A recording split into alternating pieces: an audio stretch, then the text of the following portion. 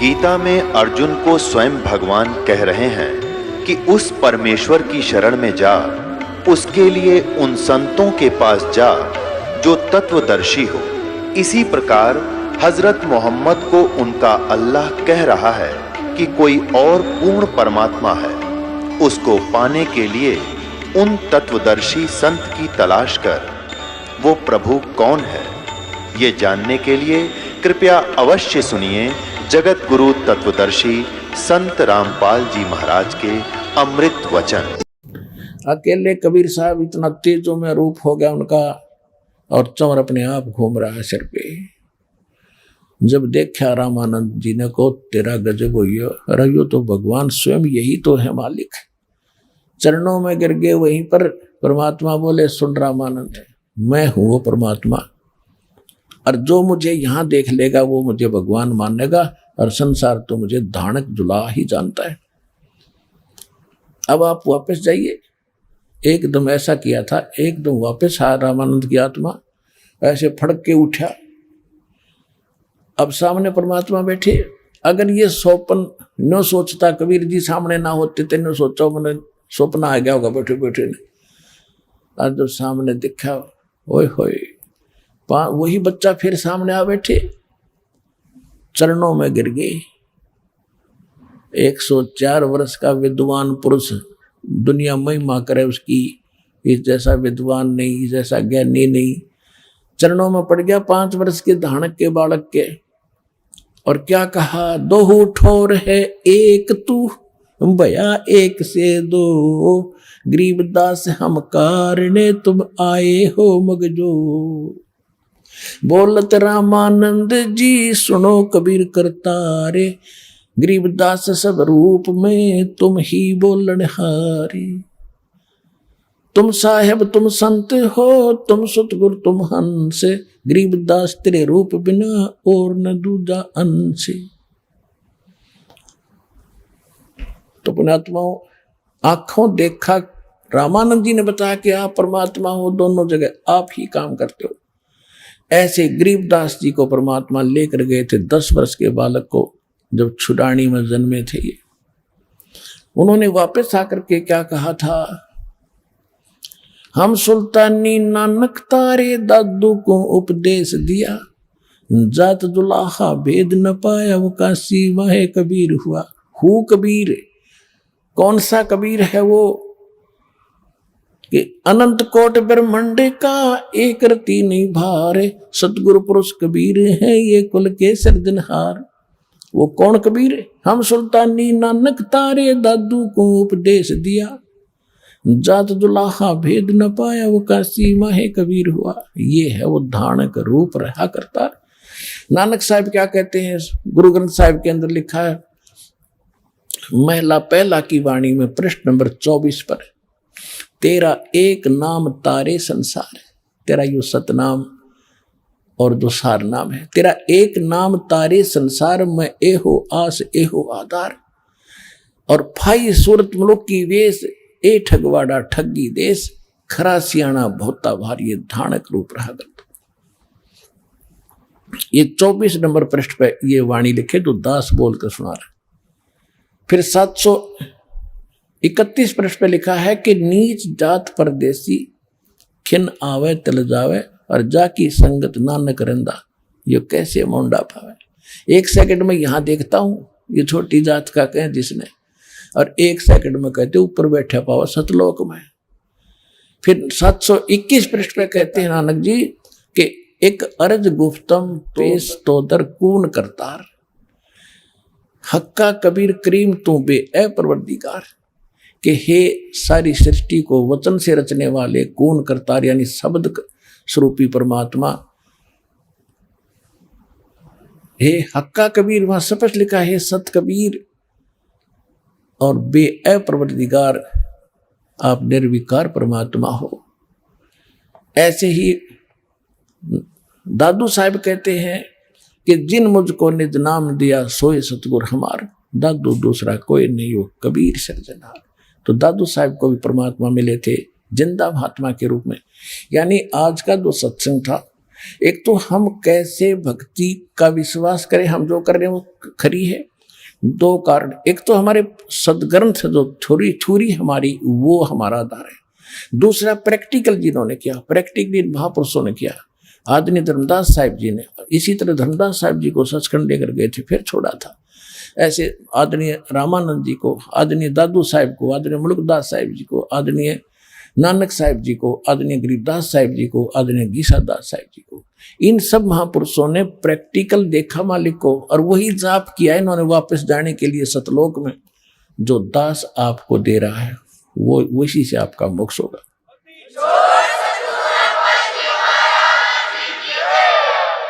और दूसरा ये था कि परमात्मा को निराकार बताते, आपके सामने रूबरू कर दिया। वेद बताते वो 3 प्रकार से मनुष्य दर शरीर है उसका, 3 प्रकार से शरीर की लीला करता है। एक रूप में सतलोक में बैठा है, तो जहां आता है शिशु रूप धारण करता है। एक लीला एक आम जनता, आम नागरिक की तरह जीवन जी कर दिखाता है कि संसार के अंदर इतना ही पर्याप्त है। गणा धन के पीछे मत पड़ो, भक्ति करके पीछा छुड़वाओ। और तीसरी सतिथि में वो कभी भी कहीं भी प्रकट होकर के अच्छी आत्माओं को मिलते हैं, उनको ज्ञान समझाते हैं, अपने से परिचित कराकर उनको पार कर जाते हैं। तो इस प्रकार वो परमात्मा, वो कबीर साहब हैं जो बनारस में नीरू और नीमा को प्राप्त हुए थे। धानक रूप रहा करतार, हम सुल्तानी नानक तारे दादू को उपदेश दिया, जात जुलाहा भेद न पाया, वो काशी माए कबीर, ही इज गॉड।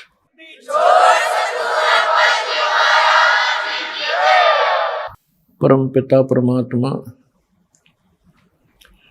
पूर्ण ब्रह्म सर्व सृष्टि के रचने वाले कबीर परमेश्वर जी की असीम रजा से आप परमात्मा की चंद पुण्यात्माएं परमेश्वर की महिमा सुनने के लिए उपस्थित हुए।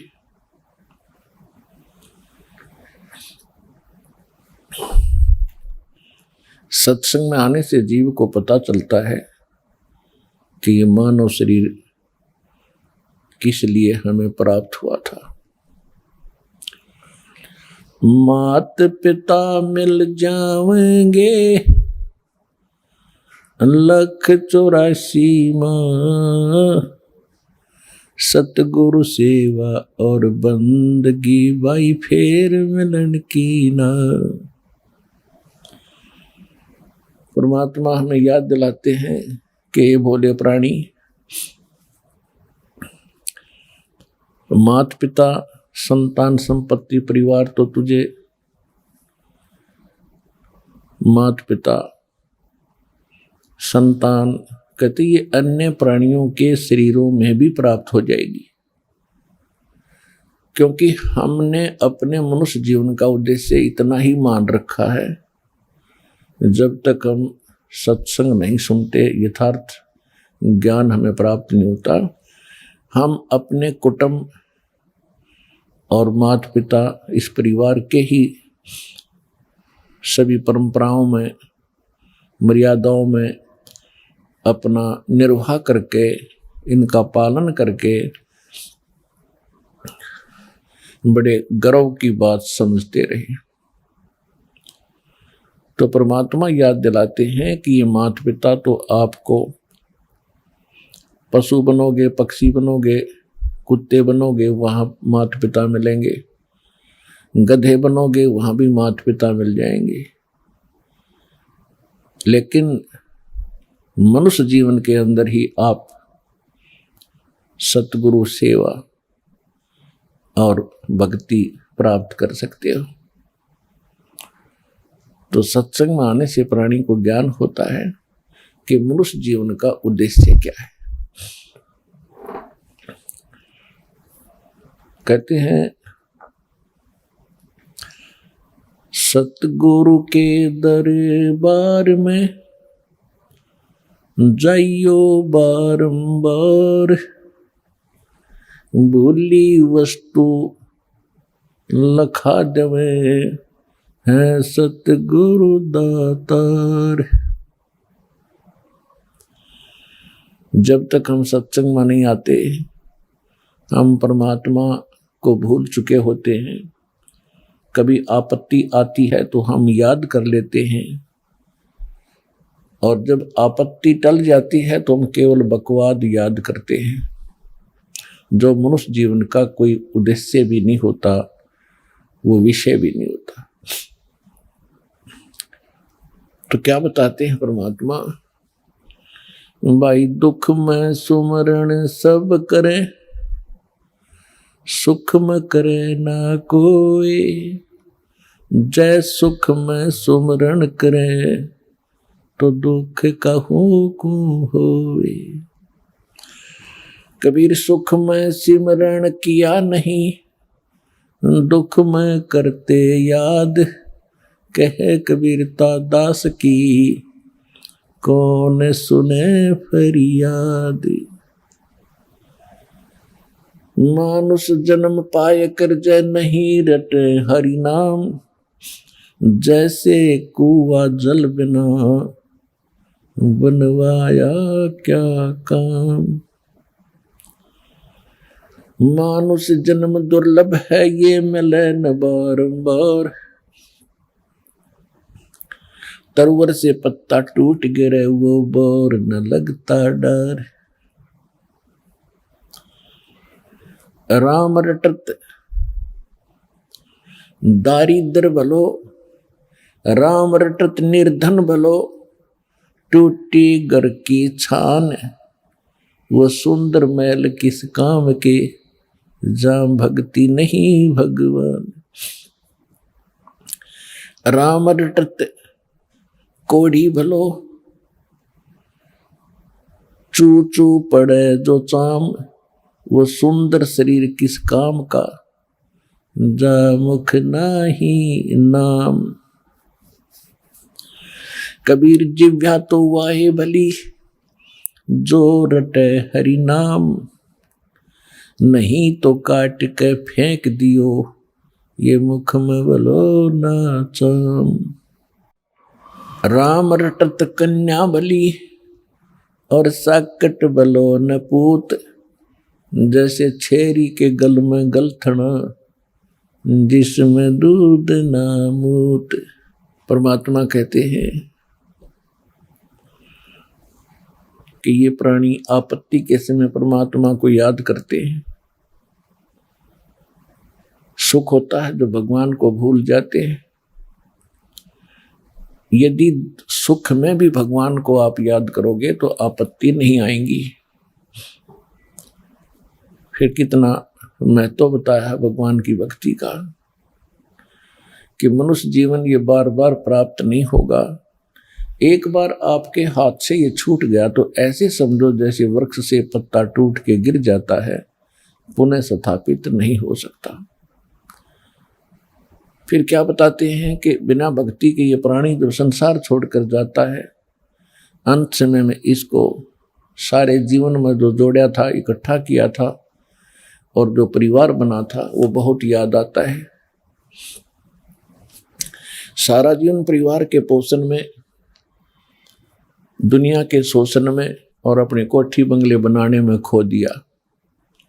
चलते समय जब इसको पता चलता है कि सारा कुछ तेरा यहीं रह गया, अब तू जा रहा है अकेला, ना कोई परिवार का सदस्य तेरे साथ है, तो उस समय की सतीथि बताते हैं कि पछाड़ खा खा रोएगी ये आत्मा जब तू चल लेगी अकेली।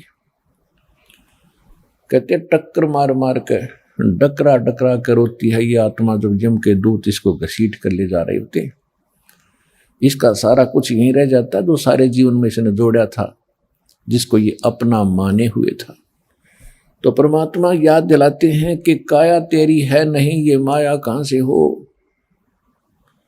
और चरण कमल में ध्यान रखो इन दोनों को खो। जब तेरा बॉडी नहीं है, बोले आत्मा, तेरा शरीर ही तेरा नहीं है, ये कोठी बंगले कार और ये बैंक बैलेंस बनाने लग रहा बोंदू, ये तेरे कैसे हो सकते हैं? तेरा क्या है? तेरा है भक्ति जो सीमन तू कर रहा है, और तेरा है जो हाथ से छोड़ दिया, दान कर दिया। दान भी कहते हैं सुपात्र को करे, गलत स्थान पर किया हुआ दान भी व्यर्थ होता है। गुरु बिन माला फेरते, गुरु बिन देते दान, गुरु बिन दोनों निष्फल हैं, चाहे पूछो वेद पुराण। परमात्मा कहते हैं, चिड़ी चोंच भर ले गई, नदी न घट्यो नीर, दान दिए धन घटे नहीं, यूं कह रे साहिब कबीर। देते को हर देत है जहां तहां से आन, अण देवा मांगत फिरो, फिर साहिब सुने ना कान। परमात्मा कहते हैं, धर्म तो दसके नहीं, ये दसके तीनों लोग, खैरायत में खैर है भाई कीजिए आतंपोख। तो मनुष्य जीवन के आपके साथ जो मनुष्य जीवन में संग्रह करोगे, ये धन है जो आपका आपके साथ जाओगा। कबीर सब जग निर्धना, धनवंता ना कोई, धनवंता सो जानियो जिस पर राम नाम धन होवे। कि सारा संसार निर्धन है, जिसके पास सत्य भक्ति जो राम का नाम का धन है, यानी सच्चे मंत्रों की कमाई जो है राम नाम का धन होता है, वो एक धनवान है। बाकी संसारिक संपत्ति, भौतिक जिसके पास संपत्ति है, उसको अध्यात्म मार्ग में धनी नहीं माना जाता। फिर क्या बताते हैं कबीर, राम रटत निर्धन भलो, और टूटी घर की छान, वो सुंदर महल किस काम के जहां भक्ति नहीं भगवान। पुण्यात्माओं, आज परमात्मा के बच्चे जिनको दीक्षा प्राप्त हो चुकी है, उसके परिवार के अंदर एक मिनी आश्रम बन गया। ऐसा स्थान बनाया जाता है जहां भगवान के स्वरूप को रखते हैं, जहां परमात्मा की ज्योति जलाई जाती है। सभी उठकर वहां प्रणाम करते हैं। सुबह और शाम दोपहर को भगवान की चर्चा चलती है, रमैणी होती है, आरती होती है, सुबह के नित्यनेम होते हैं। फिर दिन में जब भी टाइम लगता है, कोई मंत्र कर रहा है, कोई सिमरन सतनाम का कर रहा है, तो कितना माहौल बदल गया ना। उसमें बकवाद बतलाना हो, वो न बोला, वो न बोला, उसका नाश होगा, उनका ऐसे नुकसान होने वाला है, वो ऐसी गलती करते हैं। तो इस तरह की बकवादें बतला के उस घर के अंदर हम ये कुविचार छोड़ देते थे।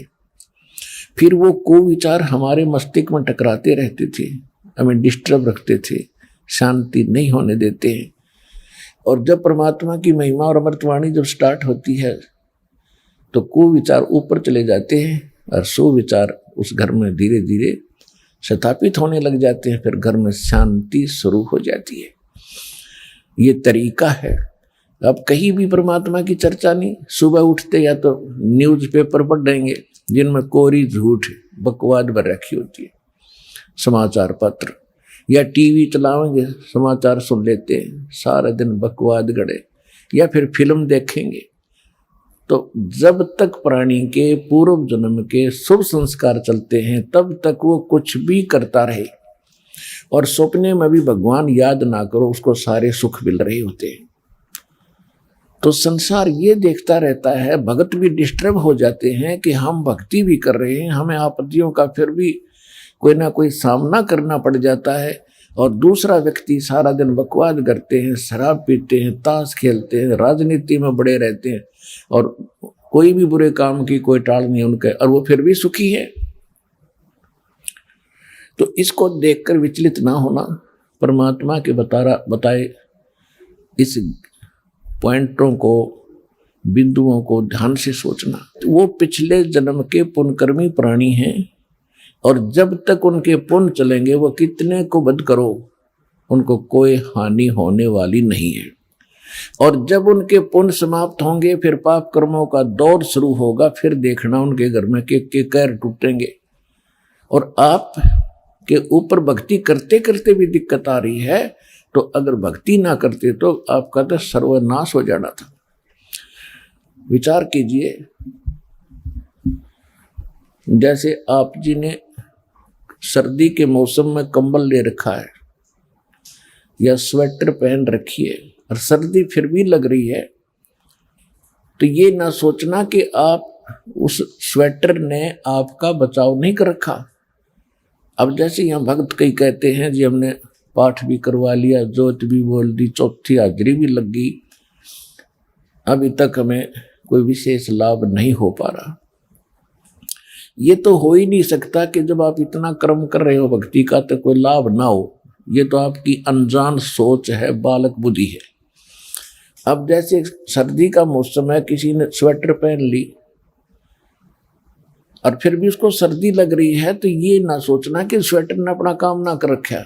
स्वेटर अपना काम कर रही है, लेकिन सर्दी अधिक है तो उसके लिए जर्सी और पहन ले ऊपर के, और उसके बाद भी सर्दी महसूस हो रही है तो कंबल ओढ़ ले। यानी ये नहीं है कि ये कहना कि मैंने जर्सी भी पहन ली फिर भी सर्दी का लग रही हाथ पैरों को, तो ये तो अनजान व्यक्ति कहेगा जिसने इस प्रोसेस का पता नहीं, भगवान के मार्ग का ज्ञान नहीं। तो जो आप पुण्य कर रहे हो और विधिवत कर रहे हो, पूरी विधि यहाँ पर प्राप्त है। गुरु जी के बिना दान करना व्यर्थ है। आप जी को सतगुरु मिले, आप जी को विधि मिली है, आपको पूर्ण परमात्मा मिला है, पूर्ण परमात्मा का मार्ग मिला, सत भक्ति मिली है, और फिर आप साधना सही कर रहे हो, तो आप ये ना सोचना कि आपको लाभ नहीं हो रहा। आपके पाप कर्मों की सर्दी घनी है, और ये करते करते भी कहीं ना कहीं से थोड़ी बहुत ठंड महसूस हो रही है। यदि ये ना कर रहे होते तो नमोनिया होकर मर जाते, ये समझ लेना। तो इस तरह आप जी ने अपने इस भक्ति सफर को डिस्टर्ब नहीं होने देना, जो मार्ग बता दिया इस पर चलते रहना, घर पहुंच जाओगे, सारे सुख होंगे, यानी अपने सतलोक चले जाओगे और यहां भी राहत बहुत मिलेगी। तो इसी प्रकार जो ऐसा कहते हैं वो बालक है, और फिर ये सोचे कि हम भक्ति भी कर रहे हैं, दूसरा कुछ भी नहीं करता, उसके ठाठ हो रहे हैं, तो वो भी आप इस ज्ञान से सोचना कि जब बैटरी किसी ने चार्ज कर रखी है इन्वर्टर की, और आगे चार्ज है नहीं उनके पास, लाइट कनेक्शन नहीं है, और उनकी बैटरी फिर भी उनके पंखे चल रहे हैं, बल्ब भी जग रहे हैं,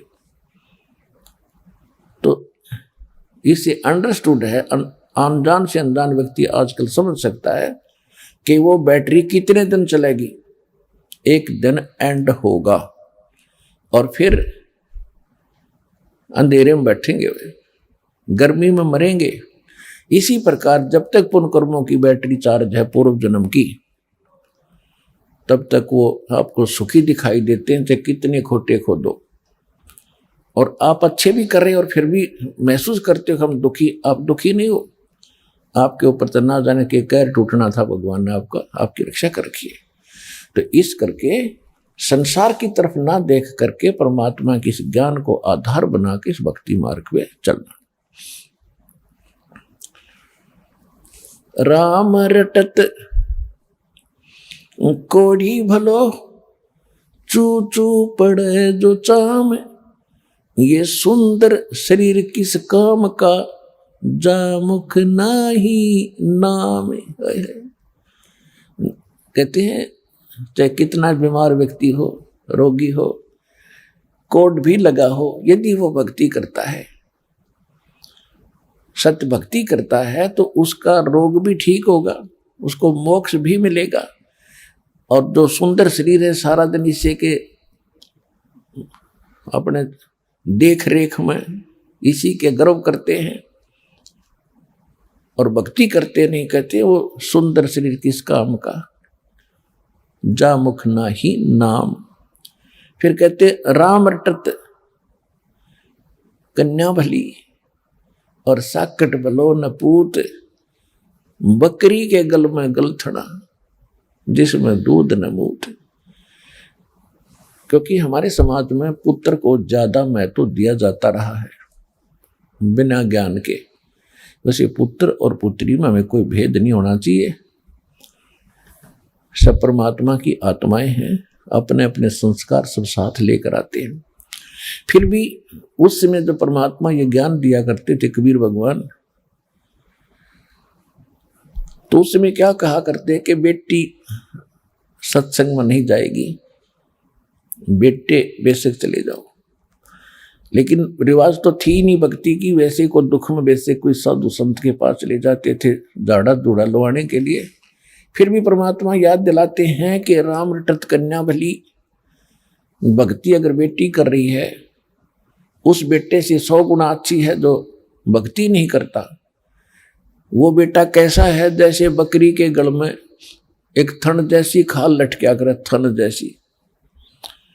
तो परमात्मा कहते हैं वो तो व्यर्थ का बोझ है उसके गल में बकरी के, वो किससे काम की कोनी वो खाल, ना दूध ना मूत, यानी किससे काम नहीं आती वह। इसी प्रकार वो बच्चा जो भक्ति नहीं करता वो माता पिता के गल में गलथना है। और वो कन्या जो भक्ति करती है माँ के, वो बेटा तो माता पिता पर भार बनेगा कोई से को, क्योंकि जो भक्ति नहीं करता उस पर आपदाएं आएंगी, आपत्ति आएंगी, तो माँ बाप साथ दुखी होते हैं, जो पुत्र दुखी होता है तो वो डिस्टरबेंस करेगा आपकी भक्ति में भी और दुखी भी रहेगा, दुखी रखेगा। और जो बेटी भक्ति करती है उसके साथ भगवान होगा, उसके संस्कार में कोई पाप कर्म का दंड भी आवेगा, उसने भी भगवान रक्षा करेगा। और जिस परिवार में वह बेटी जाएगी उस परिवार को भी सुधारेगी, उसमें भी भगवान वहाँ साथ रहेगा, भक्ति प्रवेश करेगी तो वह बेटी सदा सुखी रहेगी, बेटी सुखी रहेगी तो माता पिता की आत्मा भी शांत रहेगी। तो परमात्मा कहते हैं राम रटत कन्या भली, और साकट जो भक्ति करे न करण दे उसको साकट कहते हैं। वो साकट भला न पूत, जैसे बकरी के गल में गलथना जिसमें दूध न मूत, वो किसी काम का नहीं वो बेटा जो भक्ति नहीं करता। परमात्मा कहते हैं जिव्या तो वाहे भली, जो रटे हरि नाम, नहीं तो काट के फेंक दियो, ये मुख में बलो न चाम। इस जिव्या का कितना योगदान है हमारे लिए, यानी खारा मीठा चाख है, खाना खाने में सहयोग देती है। तो परमात्मा कहते हैं यदि इस जुबान से, इस जिह्वा से परमात्मा का नाम और परमात्मा की महिमा नहीं बोली जाती तो इससे अच्छा तो इसने निकाल कर काट कर फेंक दे वो बढ़िया, क्योंकि मुख को सबसे पवित्र अंग माना जाता है। और ऐसे पवित्र अंग में कहते इस चाम की कति जरूरत नहीं जीभ की। अपने आत्माओं ये सोच लेना परमात्मा क्या संकेत कर रहे हैं कि मनुष्य जीवन कितना कीमती है और इसमें भगवान की भक्ति कितनी आवश्यक है। यदि भक्ति नहीं करता तो इस जुबान से कोई तगड़ा है, ताकतवर है, गरीब को कोई ऐसा वचन कुवचन बोल देगा उसकी आत्मा रोती रहेगी, क्योंकि उसका संघर्ष तो कर नहीं सकता, ताकतवर है तो उसकी आत्मा दुखा दी, उस जीव रूपी तलवार ने उसका अटैक कर दिया, या किसी की निंदा करके लड़ाई करवाओगा, या किसी की गलत गवाही देकर पाप का भागी बनेगा। तो कहते इससे अच्छा तो भगवान या जीव कट गया जो भक्ति नहीं करते तो भी कुछ पाप से बचे रहेंगे। तो इससे समझना भगवान हमें क्या संदेश देना चाहते हैं। परमेश्वर स्वयं आकर ही यथार्थ ज्ञान अपनी प्यारी आत्माओं को कराते हैं, क्योंकि यहाँ पर 2 पावर हैं, 2 शक्ति हैं। एक तो यह सरपुरुष जिसको ज्योत स्वरूपी निरंजन काल कहते हैं, इसको ब्रह्म भी कहते हैं। और आज तक इन ऋषियों ने ब्रह्म का ही ज्ञान है, ब्रह्म से ऊपर इनको कोई पता नहीं था। और ये ब्रह्म कौन है? ये काल है, 21 ब्रह्मांड का स्वामी है। इसको श्राप लगा हुआ है 1 लाख मानव शरीरधारी प्राणियों का नित आहार करने का, जिस कारण से इसने यहां सबको मिसगाइड करके रोका हुआ है, मूर्ख बना रखा है, सत्य से अपरिचित कर रखा है, भगवान का नामो निशान मिटा रखा है और सब कुछ भगवान बना दिया। कहीं 2 ईंट लगाकर कोई बना रखा स्थान, वो भी भगवान, मत्था टेको। कई मूर्ति बना रखी है, वो भी भगवान, और ये देवता भी भगवान, ये स्वयं भी भगवान। इनमें से कोई सा भी परमात्मा नहीं है। 21 ब्रह्मांड के अंदर जितने देव हैं ये परमात्मा नहीं है। पुण्यात्माओं, यही तो काम बिगड़ा पड़ा था कि हमने भक्ति मार्ग का कै ख भी पता नहीं, कै ख इंक्लूडिंग ब्रह्मा विष्णु महेश, ब्रह्मा विष्णु महेश को भी, और ऋषि में ऋषि जो सतयुग से लेकर आज तक जितने ऋषि हुए हैं, जिनको हम बड़े पहुंचे हुए माना करते, इनको भक्ति मार्ग का कै ख पता नहीं। और जिसी कारण से आज हम इतने अंधेरे में पड़े हुए हैं कि सत्य ज्ञान को सुनने के लिए हमारे पास वो हिम्मत नहीं कि हम सच्ची सुन लें, जिसके कारण विरोध हो जाता है। हम नहीं सुनते, झूठ बोलता है, और झूठ को सच मान ली। एक कहावत है कि एक झूठ को 100 बार बता दिया जाए ना, वह सच्ची बन जाती है, सच्ची दिखने लग जाती है। और जब सत्य सामने आती है तो वो झूठी ही सत्य आगे अड़ जाती है। तो इस काल ने ऐसा जुल्म कर रखा है कि भक्ति मार्ग का नामो निशान मिटा दिया। अब भक्ति कौन से भगवान की करे? ये परमात्मा नहीं, बताओ। और हम इनको सुप्रीम पावर माने बैठे थे, ब्रह्मा जी, विष्णु जी, शिव जी। ब्रह्मा जी की तो पूजा करते नहीं थे, लेकिन आदर की दृष्टि से इसको समांतर देखते थे, किसके? विष्णु और शंकर जी के। इनसे ऊपर ही पता नहीं था। इससे ऊपर ऋषि, एक आधा कोई ऋषि कहता था ब्रह्म शक्ति है। वो कैसा है? वो निराकार है, उसका ओम नाम है। यहां बुद्धि टेकी थी आज तक सबकी, चाहे पवित्र हिंदू धर्म के लोग हैं, चाहे पवित्र मुसलमान धर्म के लोग हैं, वो भी इसी काल निराकार के ऊपर टिके हुए थे। चाहे पवित्र विश्व ये ईसाई धर्म के लोग हैं, ये भी निराकार, इस परमात्मा काल से ऊपर बुद्धि किसी की नहीं थी। ये तो परमात्मा स्वयं आए, जो प्रत्येक युग में आते हैं। सतगुरु आए दया करी ऐसे दीन दयाल, और बंदी छोड़ बिरतास का जठ रखनी प्रतिपाल। परमात्मा स्वयं आए 600 वर्ष पहले, उन्होंने आके ये ज्ञान कराया। अब श्री देवी पुराण के अंदर सचित्र मोटा टाइप, गीता प्रेस गोरखपुर से प्रकाशित, केवल हिंदी में 414 पृष्ठ पे ये लिखा हुआ है कि कलयुग सतयुग के ब्राह्मण वेद के पूरे विद्वान होते थे, और वो दुर्गा की पूजा करते थे। तो खाक विद्वान थे। वेदों में कहीं दुर्गा की पूजा का नामो निशान है? चारों वेदों का सारांश श्रीमद् भगवत गीता है। श्रीमद् भगवत गीता में दिखा दो कि रामकृष्ण की पूजा का जिक्र हो या दुर्गा की पूजा का कहीं भी वर्णन हो। तो ये खाक विद्वान थे, पढ़ने वेद और बकवाद ज्ञान बकवाद बतावें, और वही बकवाद खुद करें। वेद पढ़े पर वेद न जाने, ये बातें पुराने 18। ये पत्थर की पूजा करेंगे, भूल गए सृजनहारा। देवी पुराण में लिखा है कि सतयुग के ब्राह्मण वेद के पूर्ण विद्वान होते थे और दुर्गा की पूजा करते थे। गांव गांव में मंदिर बन जाए दुर्गा का, उनकी यह खास आस्था होती थी। ते मूर्ति पूजा का लठी नन गड़वा रखे नकलिया ने। वेद पढ़े और बकवाद अपनी गढ़िया करते, अपना दंत कथा लोक वेद बना के वो काल के जाल में सबको फंसा रखा था। अब श्रीमद् भगवत गीता अध्याय नंबर 15 के श्लोक नंबर 16 और 17 में कति निर्णय कर दिया, शर पुरुष और अक्षर पुरुष, दो पुरुष हैं। पुरुष माने प्रभु, भगवान, मालिक। सर पुरुष इसको ब्रह्म को कहते हैं, ज्योत निरंजन काल को कहते हैं, जो ब्रह्मा विष्णु महेश का पिता और दुर्गा का पति है। 21 ब्रह्मांड का मालिक है, 21 ब्रह्मांड का स्वामी है, पुरुष है। और दूसरा अक्षर पुरुष, ये 7 संग ब्रह्मांड का स्वामी है। इतना ही मालिक है, इतना ही पुरुष है, इतना ही भगवान है। और इनके दोनों के लोक में ये स्वयं भी जितने प्राणी हैं ये सब नाशवान है। जीवात्मा किसी की नहीं मरती। ये तो कुत्ते के देखी भी नहीं मरती, हो तो विषय अलग है। फिर उसमें 15वें अध्याय के गीता के 17वें श्लोक में निर्णय दे दिया कि उत्तम पुरुष है तो अन्य परमात्मा इति उद्धारत है। और ये लोग term अवश्य विवर्ती अवैश्वर है। 17वें श्लोक में कहा है कि उत्तम पुरुष यानी श्रेष्ठ भगवान, श्रेष्ठ परमात्मा, श्रेष्ठ प्रभु तो इन दोनों से सरपुरुष और अक्षर पुरुष से कोई दूसरा ही है, और उसको परमात्मा कहते हैं। परमात्मा इति उद्धारते, उसको परमात्मा कहते हैं।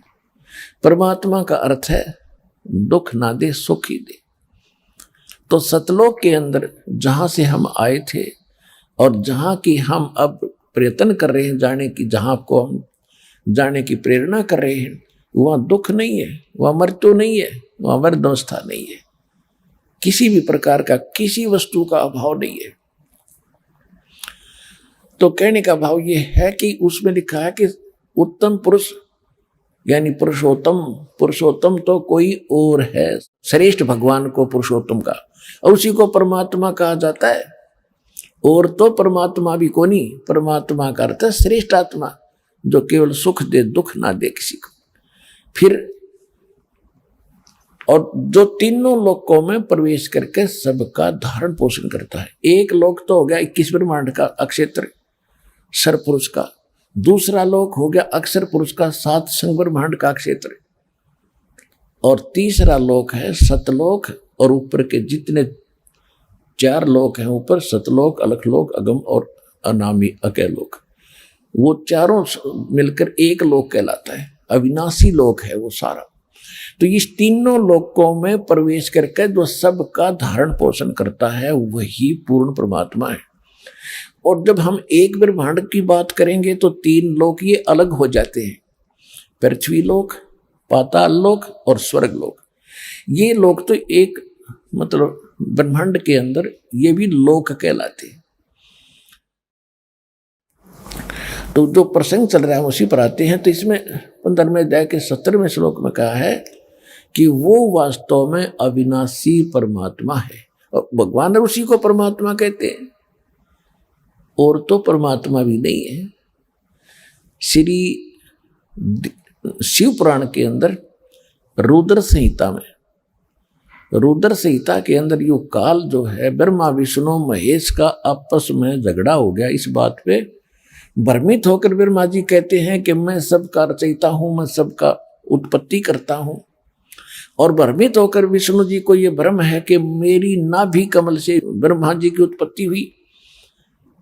और कुछ ऋषि जो साधना किया करते थे समाधि दशा के अंदर, ये काल क्या छल करता है कि अपने वास्तविक रूप में इसने नहीं दिखना, किसी को प्रतिज्ञा कर रखी है, इसलिए अपने पुत्रों के रूप में, किसी को ब्रह्मा जी के रूप में, किसी को विष्णु जी के रूप में, किसी को शिव जी के रूप में साधना काल में दर्शन दे देता है।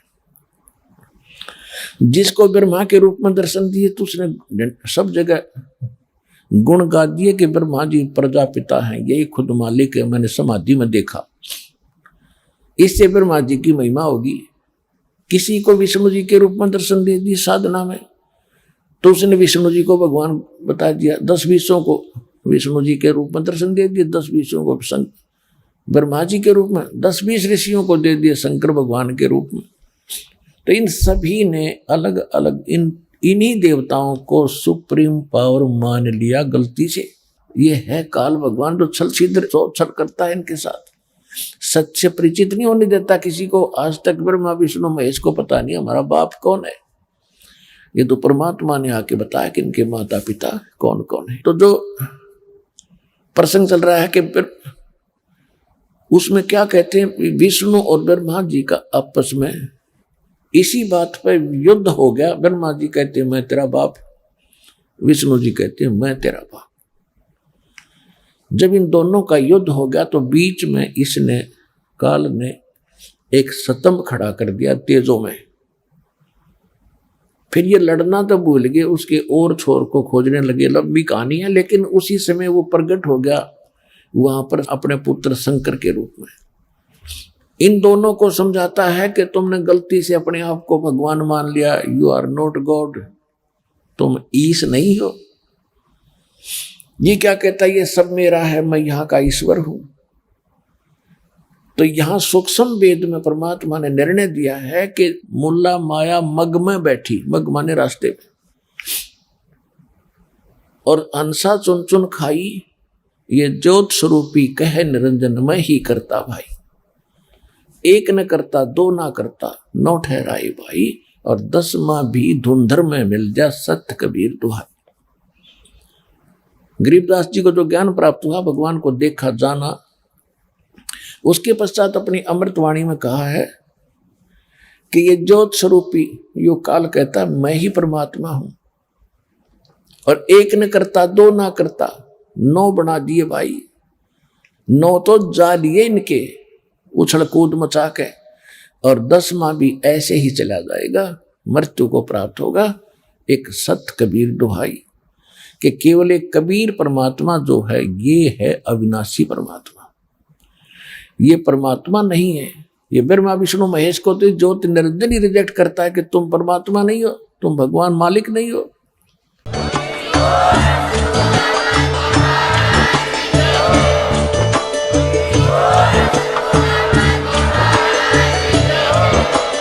आप सुन रहे थे जगत गुरु तत्वदर्शी संत रामपाल जी महाराज जी के मंगल प्रवचन। अधिक जानकारी के लिए विजिट कीजिए हमारी वेबसाइट www.jagatgururampalji.org। संत रामपाल जी महाराज जी के शुभ आशीर्वाद से पूरे विश्व भर में 500 से भी ज्यादा नाम दीक्षा केंद्र हैं, जिन पर संत रामपाल जी महाराज जी द्वारा ऑनलाइन निशुल्क नाम दीक्षा दी जा रही है। अपने नजदीकी नाम दीक्षा केंद्र का पता करने के लिए संपर्क करें 8222880541।